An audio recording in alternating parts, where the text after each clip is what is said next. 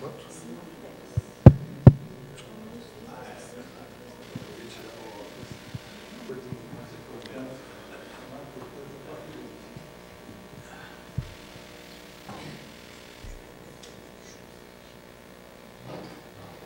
muito bom dia, pessoal. A PANT agradece a presença de todos aqui nesse sábado de manhã. É uma apresentação que eu acho que vai ter um impacto muito importante na vida profissional de todos nós, porque são 3 palestrantes de muita experiência e muito peso. Então, a primeira apresentação é do Dr. Roberto Feitosa Silva, sobre a atuação do perito do juízo nos processos trabalhistas. Sequencialmente, o Dr. Rudi Fati, que sempre digo que dispensa apresentações, o que leva o trabalhador a entrar com processos trabalhistas. E a terceira apresentação, que vai se iniciar depois do coffee break, é o papel do médico do trabalho e do assistente técnico da empresa diante dos processos trabalhistas. Gostaria de lembrar a todos também que na última semana de novembro desse ano teremos o Congresso Paranaense de Medicina do Trabalho na cidade de Maringá e estão todos convidados. A gente está caprichando na programação e nos palestrantes para que seja um evento de peso. Então, para não se estender mais também essa introdução, eu chamo o Dr. Roberto Feitosa para iniciar a sua apresentação. Dr. Roberto.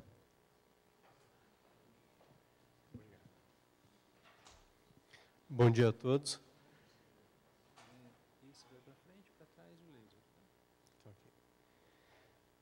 Queria agradecer a PANT pelo convite, né, de poder passar um pouquinho da nossa experiência em relação à expectativa que os juízes têm quando pegam um laudo. Tá, ok? Lógico que isso é o jeito que eu faço e cada um tem o seu jeito. Mas o que a gente vai mostrar foi decorrência dessa experiência toda, mas também foi de conversa com os juízes, para que as expectativas nossas em relação a fazer o laudo não se prenda a detalhes que às vezes os juízes não veem. Tá, ok? Então, os juízes não olham currículos extensos, não adianta pôr que fez um monte de coisa, né? O que eles me disseram nós olhamos o laudo de trás para frente. Então, eles olham a conclusão e depois vão ver se precisam olhar os comentários ou o embasamento dessa conclusão. É assim que eles têm agido, né? Então, isso não significa que a gente não tenha que manter o nosso rigor científico, tá, ok? Não, então, vamos fazer só a conclusão. Então, eles disseram também, laudos de uma página, para mim, não significa nada. Pode ter uma conclusão maravilhosa, mas tem que ter um embasamento, todo o roteiro científico da confecção de um laudo. Tá? Muitas páginas, com muitas citações, também não serve para nada para eles. Então, economizem nesse aspecto. Não há necessidade de citar todas as NRs, conforme a NR15, anexo, daí cita toda a NR. Eles não vão ler isso não tem finalidade nenhuma numa perícia. Então, a gente tem que ser muito objetivo nisso. Eles precisam ver qual foi o seu raciocínio para chegar a determinada conclusão. Cópias de legislação. Então, é diferente, por exemplo, de quando se faz um PCMSO, onde a DRT tem um roteiro de PCMSO, onde você tem que citar a legislação. Você está citando a legislação para embasar o raciocínio para o empresário ver como é que a coisa funciona, como é que o funcionário deve ver, como é que a CIPA deve ver. Então, quando se faz esse tipo de trabalho, você cita a legislação, mas numa perícia, você vai citar a legislação específica, a coisa em comentários. Não precisa descrever logo abaixo, a perícia se propõe a isso conforme a legislação. Não precisa disso. O juiz não vai ver isso. Tá? Ele quer ver a conclusão. E concluir, não conclua o que não foi pedido. Né? Então, até recentemente, a pessoa foi com questão auditiva e daí, durante a perícia, fala do ombro, que estava dolorido. Só que a petição do juiz era condições auditivas. O ombro é outra perícia, é outra história. Entendeu? Não produza prova que você não foi solicitado. Tá? Por mais evidente que seja, se atenha ao que foi pedido. Tá? E o que eles precisam saber? É a coisa que todos falam. Eu quero saber se tem nexo ou não com o trabalho. É a primeira coisa.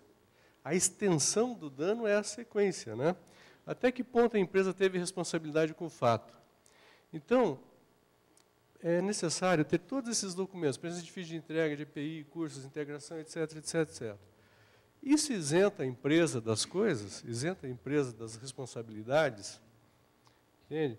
Então, veja que a gente começa a entrar em aspectos filosóficos da coisa, né? Quer dizer, existe uma maneira legal de o advogado conduzir um processo, onde esses documentos todos são fundamentais, tá? E existe um jeito de o médico ver a coisa como funciona, o que realmente aconteceu. Então, não queiram entrar na área do advogado, né, de brigar com ele. A citação desses documentos e tal faz parte, sim, do nosso roteiro. Tá, ok? Mas a presença ou ausência disso, qual o papel que teve no desencadeamento da doença? É essa a nossa função. Tá? Em caso de acidente, a presença de determinado equipamento de proteção da máquina evitaria o acidente ou o desenvolvimento da lesão? Essa é uma pergunta clássica de todos os advogados. Você é o engenheiro da máquina, você sabe como funciona isso, você tem esse conhecimento para falar sobre isso, entende? Então, o que a gente está avaliando, normalmente, é uma questão médica. A presença de determinado equipamento ou não é a função de engenheiro, de cipeiro, enfim, de outras pessoas. O acidente existiu e a gente tem que avaliar esse acidente, as consequências dele. Tá certo? Então, tentar fazer a culpabilidade não é função do médico. Tá? A função do médico é subsidiar ao juiz em relação à lesão, às consequências em relação à saúde, à vida, tá certo? Mas não se a empresa teve ou quem foi o culpado. Né? A lógica sempre vai apontar que, sem dúvida, se tivesse alguma coisa na frente ou atrás, poderia ter evitado.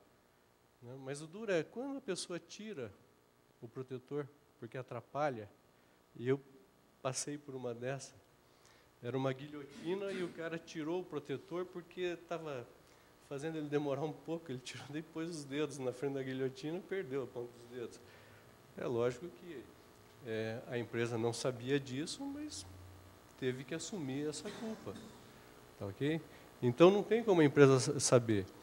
E, nesse sentido, nós, como médicos da empresa, ou que atendem empresas, nós temos a obrigação de orientá-las nesse sentido. Vigie, veja se o equipamento está sendo respeitado, veja se as ordens de serviço estão sendo seguidas. Entende? Então, essas coisas, é a única coisa que a gente pode fazer em relação à empresa, no sentido de evitar que o empregado tenha acidente.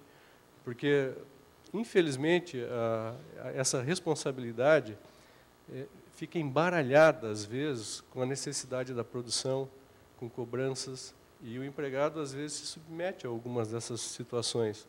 Então, é necessário entender esse processo social que acontece para falar, olha, controle, veja se o ruído está acima, diminua, se a produção está muito alta, diminui. Não, mas nós precisamos. Então, essa questão social é o juiz que vai determinar. Nós não vamos entrar muito nesse mérito, mas nós vamos aconselhar a empresa. Falar, olha, você está extrapolando alguma coisa e pode criar passivo. Ponto. Tá, ok? Isso está acontecendo, né, com uma situação que é o PJE. Né? Todos nós já usamos o PJE.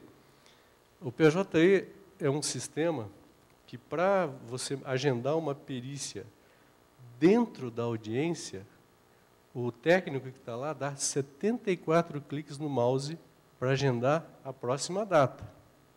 Então, fica agendada a próxima data para daqui 2 meses. O técnico que vai fazer isso dá 74 cliques no mouse, só dentro da audiência. Tá, ok? Só para esse ato. Então, está criando passivo já. Entende? Já tem gente que está com dor e tal. Tá? É um sistema que, para mim, não tem usabilidade. Então, enfim, essas coisas podem ser prevenidas. Né? Se a empresa tem conhecimento, não nesse processo específico, mas em outros, onde haja ruído, onde haja movimentos, repetição, onde haja sobrecarga, entende? Qual a tecnologia disponível para mudar essa realidade? Isso cabe a nós, né, como assistentes da empresa, ajudar, tá ok? Ajudar na solução disso. E a outra coisa, né, a falha humana entra onde nesse processo todo? Então, os juízes não olham muito para essa questão da falha humana, eles olham para a falha do processo, aonde aconteceu a falha do processo. Então, não, mas foi falha humana. Por mais flagrante que tenha sido a falha humana, eu vou mostrar um dos casos aí, a indenização é pesada. Tá? Então, cabe a nós estarmos atentos, né? Não só como peritos, mas como assistentes, né? Como médicos de empresa, enfim, que uma falha qualquer, um ato que o indivíduo faz, às vezes, simplesmente para ganhar tempo, porque ele quer sair mais cedo, não importa qual a desculpa, a empresa vai pagar. Tá? A influência do processo ou do ambiente na doença é que é a nossa responsabilidade, né? Então, tem todos esses itens, os ruídos, os produtos químicos, sobrecarga, repetição, etc. Essas situações levam a alterações na saúde, e isso é que nos diferencia dos engenheiros. Okay? Porque o engenheiro vai dizer, o ambiente é insalubre, existia sobrecarga, existia repetitividade, mas ele não vai poder falar mais que isso. Né? E nós vamos falar, existia sobrecarga e o ombro está lesado. Tá? Existia repetitividade, existe uma epicondilite ou algo assim. Okay? Existia ruído e o indivíduo perdeu a audição, ou fez uma curva própria de perda. Enfim, então a gente dá esse passo a mais. Tá? E a gente não pode levar muito em consideração laudos emprestados, né? Querer copiar laudos que já foram feitos. A gente vai falar mais sobre isso depois. Qual a sequela resultante? Então, essa sequela incapacita o indivíduo para a função que ele realiza? Existe capacidade residual? Entende? Então, avaliar isso é muito importante. Tá? Porque, quando a gente está falando em justiça do trabalho, é um pouquinho diferente de outras justiças, tá certo? Para, por exemplo, afastar o indivíduo do trabalho. Tá? Então, uma lombalgia pode afastar o cara do trabalho, mas é uma incapacidade definitiva para o trabalho. Entende? Então, o juiz precisa saber disso. Quer dizer, o que está tendo, o que está acontecendo agora, vai deixar o indivíduo inválido, ele não vai nunca mais poder trabalhar naquilo? Então, a gente tem que estar atento a isso, porque, mais uma vez, uma palavra mal colocada, e a gente vai mostrar algumas coisas a esse respeito, cria situações que a empresa, às vezes, não tem como sair. Fecha a empresa, os indivíduos acabam perdendo o emprego. Então, a gente tem que ter muito critério a hora que vai dizer essas coisas, se existe ou não capacidade, é a capacidade residual. Não basta dizer só, ele está lesado. Tá, dá para quantificar isso? Tem prazo de validade essa lesão? Tá? Então, quando se vai fazer o laudo, a gente tem que seguir os preceitos do CRM, do CFM. Não tem como mudar isso, né? Então, a gente, a princípio, nós somos cientistas. Nós temos que seguir um certo padrão de laudo.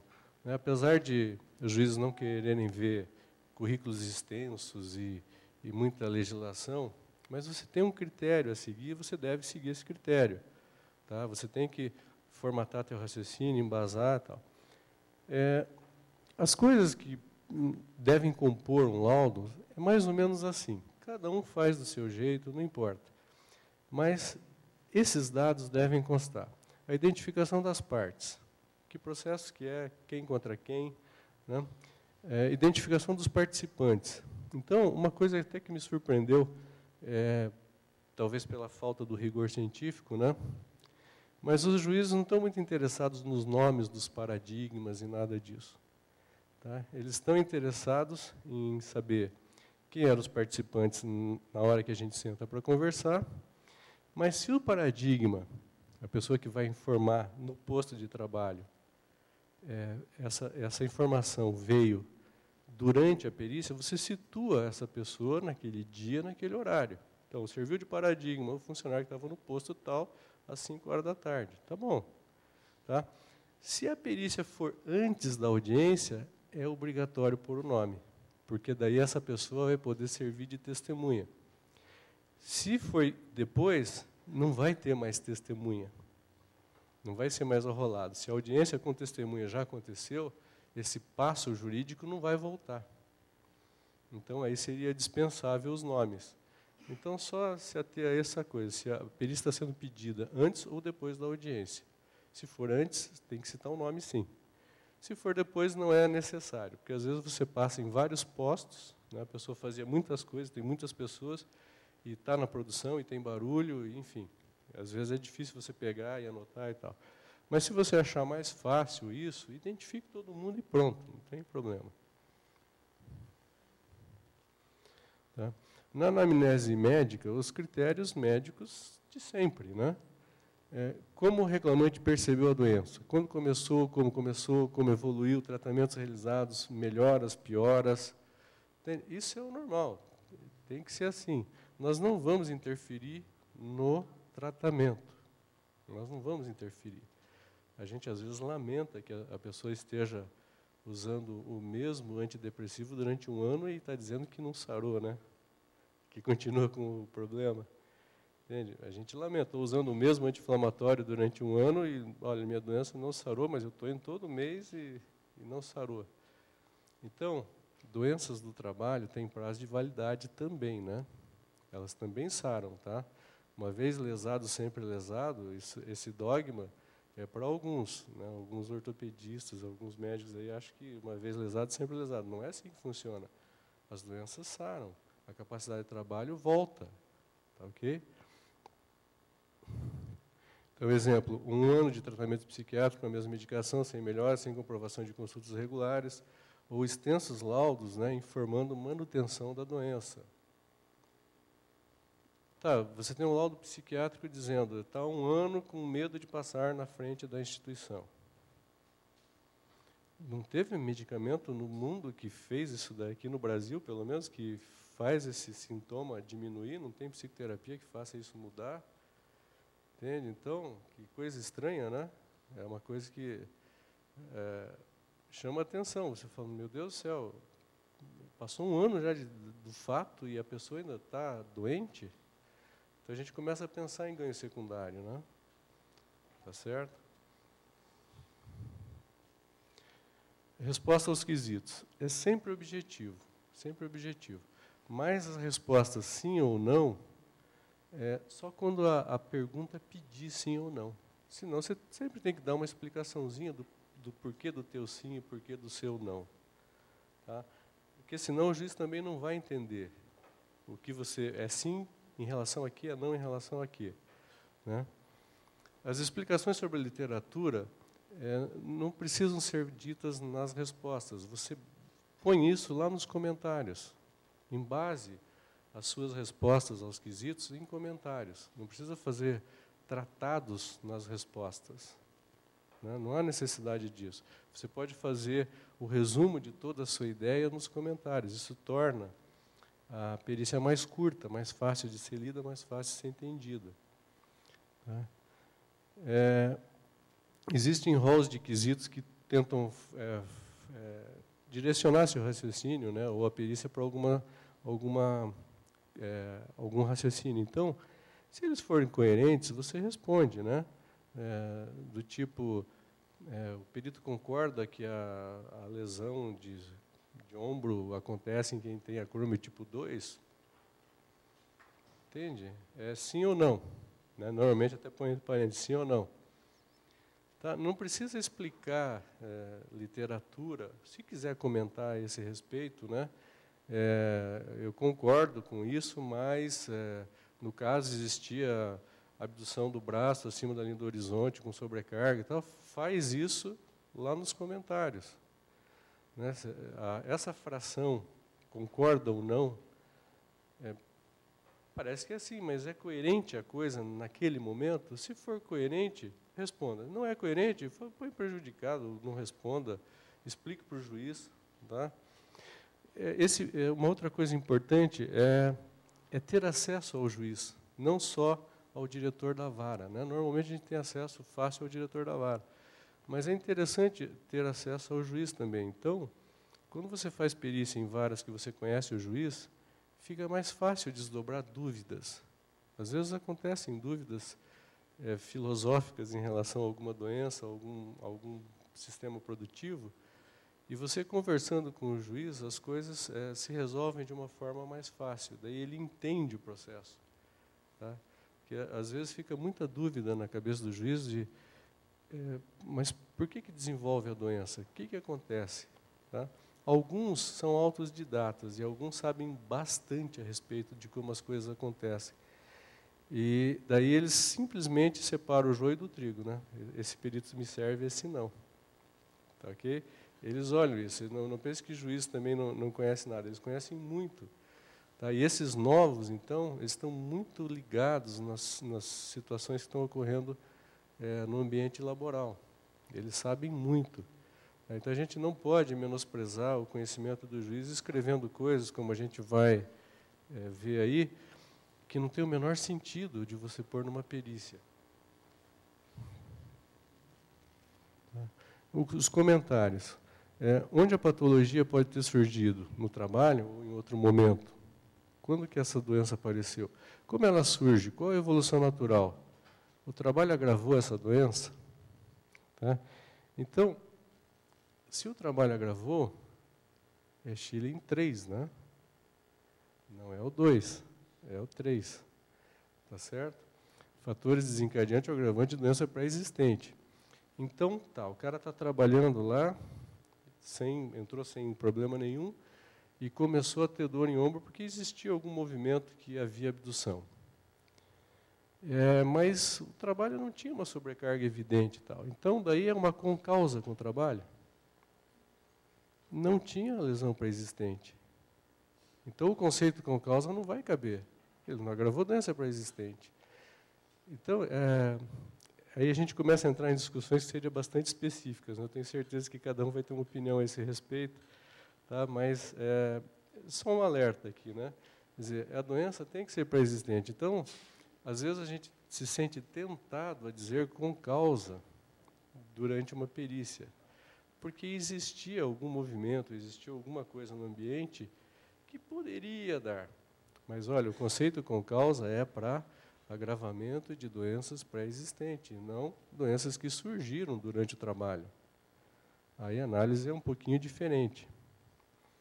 Tá? A percepção das dores durante o trabalho também não é concausa. Você não vai poder dizer que não, mas eu percebi durante o trabalho. Então, quer dizer, a doença existia antes, eu percebi agora, então é concausa. Então, dor só não significa concausa. Afastamento do trabalho por dores não é concausa. Concausa tem obrigatoriamente participação na doença. Tá certo? Então, a concausa é exatamente o movimento que daria a causa. Pode não ter a intensidade, pode não ter a carga, a repetitividade, mas ela sozinha seria responsável pela lesão. Se houvesse até esses outros sintomas, então, essas outras qualificações do trabalho, né? Repetitividade e carga. Então, a gente tem que ter muito cuidado nesse aspecto, né? De não usar o termo concausa indiscriminadamente, como a gente tem visto. Né? Que tem situações peritos que estão dizendo que tudo é concausa. Existe concausa para quase tudo. Então, a gente precisa ter um pouquinho mais de critério em usar esse termo. Doenças psiquiátricas por metas de venda, por exemplo, o meu chefe me cobrava muito, a gente tinha que cumprir metas e tal, e daí eu fiquei depressivo. Essa cobrança teria esse nome como doença, depressão? Essa situação leva à depressão? Como é que chama isso? Estresse agudo? Burnout? Qual é o nome disso? Tem um nome psiquiátrico. Mas não é depressão, tá certo? Daí a pessoa tem depressão. Depressão tem os critérios de depressão. Tem um tempo de sintomas, né? Tem atitudes que a pessoa passa a ter. insônia, etc. Enfim, tem os critérios da depressão. Então, o fato de cobrar por metas e a pessoa ter desenvolvido algum tipo de alteração ou ter tido algum tipo de surto na empresa, não significa que a atitude do chefe foi com causa para o desencadeamento da depressão que se apresenta hoje, após um ano do fato. Tá? A conclusão. Então, a gente tem que responder o que o juiz está solicitando em audiência.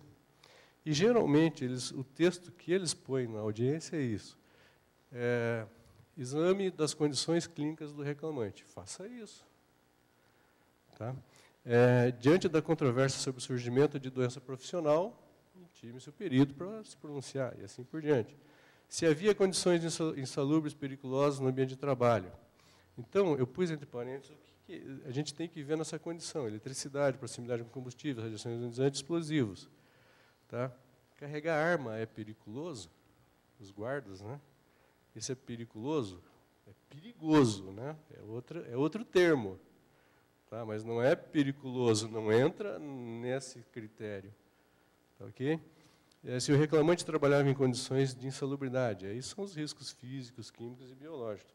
Mas tem outras coisas, tem as condições mecânicas e ergonômicas, que a DRT está sugerindo que se ponha risco, né, ergonômico e mecânico. Então, aí a gente tem que ver a repetitividade, carga, postura estática, monotonia, turno, etc. Eu chamo a atenção para essa questão, diferenciar na repetitividade o que é movimento fisiológico. Então, pentear o cabelo, você usa ombro, certo? Você usa supraespinhoso, você usa tudo. Isso lesa ombro? É um movimento fisiológico. Tá bom. E passar papel por cima do vidro? Lesa ombro? Aí lesa. Entende? Qual a diferença entre você escovar o dente, pentear o cabelo e passar um papel? Se nessa situação você nem usa muito o supraespinhoso, né? Como é que você vai lesar supraespinhoso nessa atividade? Onde é que você está usando ele, né? E qual a diferença desse movimento para um movimento fisiológico? Que não tem peso, não tem sobrecarga, não tem repetitividade. Entende? Então, usar só esses critérios assim de bom senso, né? Ops. Travou a coisa? Não estou conseguindo passar o... passou. Então, outra coisa que tem sido usado muito com frequência é o nexo epidemiológico. O nexo epidemiológico, para advogado, é uma ANA, né? Mas para nós não serve. O nexo epidemiológico é uma coisa do INSS, não é uma coisa de perícia trabalhista. Tá certo? Então, não adianta você falar, não, mas tem nexo causal, nexo epidemiológico, então a doença pode ser do trabalho. Para aí. Você foi contratado para quê? Para dizer que existe nexo epidemiológico ou para analisar o post-serviço? Então, e nós não citamos ou seguimos jurisprudência, nós avaliamos. Tá? Então, não adianta falar, nessa condição a jurisprudência diz que existe nexo. Você está fazendo o que ali? Tá? Prova emprestada também não serve. Ou você avaliou ou você não avaliou. Se você não avaliou, não tem condições, o ambiente não existe, não adianta pegar a prova emprestada, dizendo que tem nexo ou não. Então, e uma coisa que a gente sempre precisa ter em mente, né? Para o desempenho da função, pode pedir ao assistente técnico utilizar todos os meios necessários para ouvir testemunho, obtendo informações, solicitando documentos que estejam em poder da parte ou repartições públicas, bem como instruir o laudo com plantas, desenho, fotografia e outras peças. Tudo bem. Você pode filmar o cara em casa, fazendo o trabalho? Não. Se você tiver ordem judicial. Entende? A perícia é aquele momento. Você vai marcar uma hora, você vai estar lá, vai colher as provas, vai poder produzir tudo isso naquele momento, mas não queira inventar outras coisas, por mais que você saiba. Tá? Um exemplo do que nossas atitudes podem resultar. Entende? Era uma lesão de fibular, que não está dando para ver a cicatriz, bem, mas, enfim, foi uma lâmina que caiu ali e houve lesão de fibular. O exame físico, ausência de alterações funcionais, musculatura atrófica e simétrica, funcionalidade de pé preservado. O perito deu, no laudo, lesão média de fibular. lesão média de fibular. A juíza entendeu incapacidade média para o trabalho, indenização, 720 mil. Olha só. Tá? 2 meses depois, o dono dessa empresa infartou, e a empresa, que tinha 150 funcionários, hoje está com 75 em processo de liquidação. 150 empregos que estão deixando de existir. Tá ok? Outros itens interessantes. Quanto ao nexo com acidente não reconhecido pela empresa e sem testemunha. Este perito se baseou nas informações prestadas pelo autor. Que perícia foi essa? Tá? Sobre o desencadeamento de fibromialgia. Do ponto de vista da medicina do trabalho, pode ser considerado como concausa. Uma tese nova, a gente precisa discutir muito isso, né? Entende? Mas foi para o juiz. O que o juiz fez? Destituiu. Até o juiz sabe que isso não existe. Entende? Esse movimento dói. Esse é um erro que eu vejo em muitos peritos, né? Fazer a manobra e perguntar a coisa exata para o cara. Isso dói? É lógico que vai doer. Então, eu estou fazendo manobra de punho, mas a pessoa tem lesão de ombro e fala, dói o ombro. Tudo bem, dói o ombro, ele pode ter dor mesmo. Mas a manobra do punho é negativa. Tá? Então, a gente tem que perguntar o que sente com esse movimento e aonde. Porque daí você tem a resposta certa à lesão. Algumas questões para pensar, que eu acho que já não dá mais tempo, né? Mas pedreiro vai desenvolver lombalgia em algum momento da sua carreira? Essa dor terá relação com as atividades? Funções administrativas desenvolve lesão em ombro ou cotovelo? O fato de ter lesão diagnosticada por imagem é impeditivo para o trabalho ou foi o trabalho que desencadeou? Quanto tempo demora a recuperação de uma patologia? A história natural dessa doença. Os quadros emocionais são para sempre? Tá? Esse tópico a gente deixa para depois, questão das evidências, tá ok? Era o que eu tinha e a gente está aí para responder aqui as dúvidas que surgiram. Obrigado.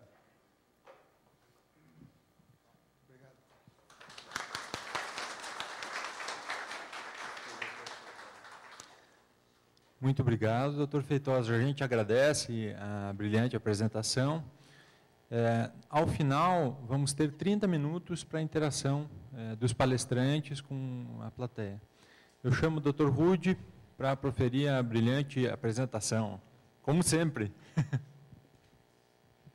Queria, primeiramente, agradecer a PANT, na pessoa do doutor Rogério, que me convidou, me deu um belo de um pepino para descascar aí, né, Rogério?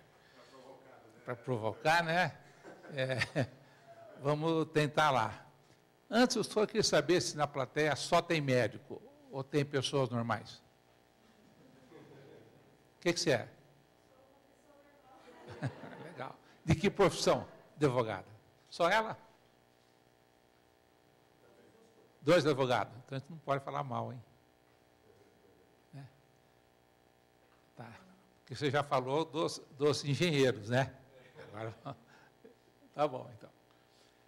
Bem, esse título é complicado, viu, Rogério? Mas a gente vai falar aquilo que é possível.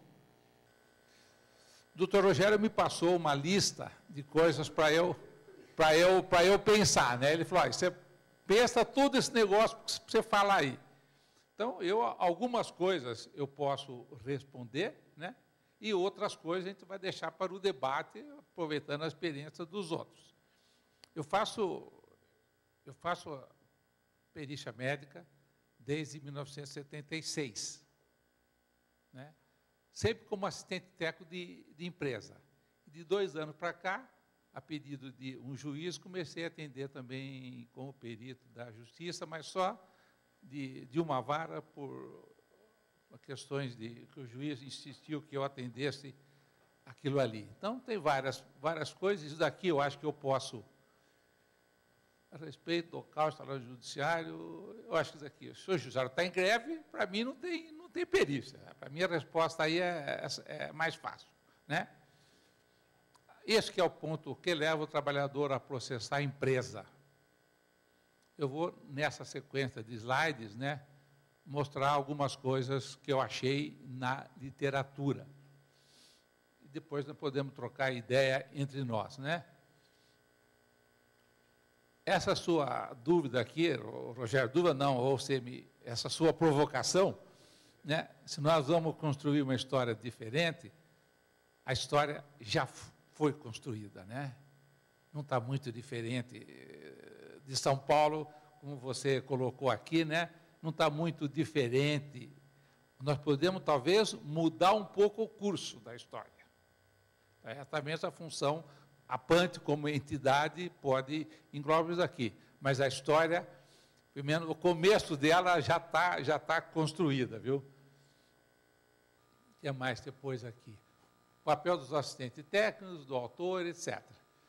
Aqui, quando a gente falar de perito, né, eu não quero fazer distinção entre perito do juízo, assistente técnico da empresa e assistente técnico do autor. Todos nós somos peritos, né? A função de assistente técnico do autor ou assistente técnico da reclamada não deixa de ser um trabalho de um outro perito, apenas de funções diferentes, né? Então, daqui para frente, a gente vai, então, eu vou, ao longo, algumas dessas perguntas eu vou poder responder, outras ficam para o debate, até em função do tempo. Mas eu queria só que tem um código de ética pericial, né? Aquilo que o doutor Roberto insistiu, né? O como fazer. Então, nós temos um código de ética pericial, né? Eu acho importante lembrar que o perito não julga, né? Enfim, analisa os dados, redige os laudos claro, né? Nós não podemos escrever muito mediquês no nosso laudo. O laudo vai ser lido por juiz, por advogado, por outras pessoas que não têm obrigação de entender a nossa língua. Então, eu acho que isso daqui é importante, né? Não vamos falar na remuneração pericial. Mas, então, isso lembrar que isso daqui existe. Uma coisa que eu acho que é importante, essa relação médico-paciente não existe. Existe uma relação perito-periciado. Relação médico-paciente é outra coisa. Aqui, o paciente procura o médico que ele quer para se tratar. Aqui ele vai no perito que o juiz determina e tem um assistente técnico de outro lado que ele não sabe quem é. Então, essa relação não é igual. O periciado não vê, quando fala perito, / assistente técnico. Ele não é o médico de preferência dele, né? O perito é alguém que vai fuçar a vida dele. E a partir daquele momento, não existe mais sigilo. Então, o periciado pensa assim, né? Perícia médica é um ato médico que colhe coisas. Não tem finalidade terapêutica. A gente tem visto muito, né? Alguns peritos querendo tratar, orientar a melhor maneira possível, se a medicação que está tomando está certa ou está errada. Não é a função pericial isso.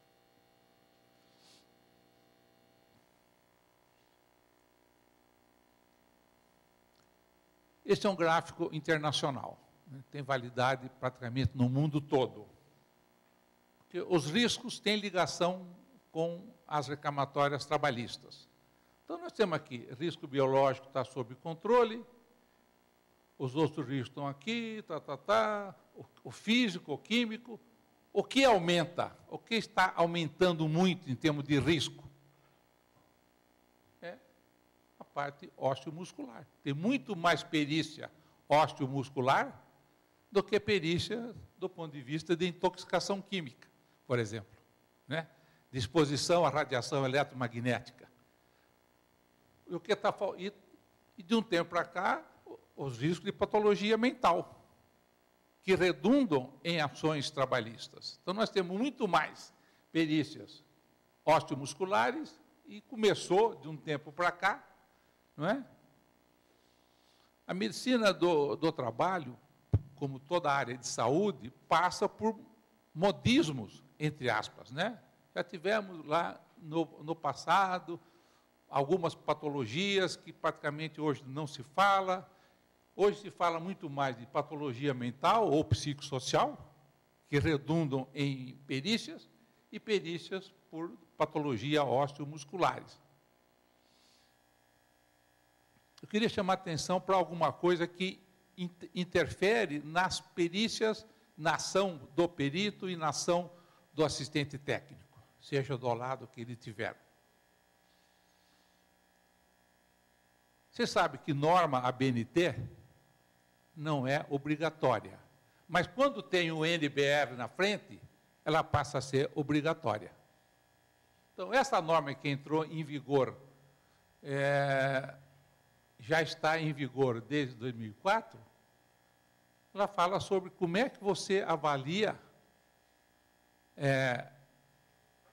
numa perícia também, da parte osteomuscular. O que você tem, o que você é obrigado a avaliar para sair desse empirismo, que é o que interessa para a justiça e para os advogados. Isso tem lesão ou você acha que tem lesão? O juiz precisa de uma certeza nossa. Nós não podemos ficar em cima do muro. Só para lembrar isso daí, então. Se nós quisermos ser extremamente técnico, para que o juiz não tenha dúvida no seu laudo, fui fazer uma palestra para os juízes do trabalho do norte do Paraná. Tinha 40 e poucos juízes do trabalho assistindo a nossa apresentação, quando um deles falou assim: puxa, doutor, agora eu estou com uma certa preocupação. Será que eu dei alguma decisão errada? Pelo perito desconhecer algumas coisas? Então, nós vamos ter que insistir, né? Quando a perícia é por movimentação de carga, a única ferramenta legal, científica, você usa esta ISO. Ali diz como é que você tem que avaliar. Quando a queixa for de puxar ou de empurrar, ou você usa essa ISO, que é o Snuxiriello, ou a outra. Quem usar corretamente tem mais chance de ganhar a causa, porque é mais técnico, é mais científico. Se eu tenho dois laudos, um mais empírico, outro mais científico, baseado numa norma ou numa lei, eu tenho muito mais condições. O juiz tenderá a ter mais credibilidade num laudo que tenha mais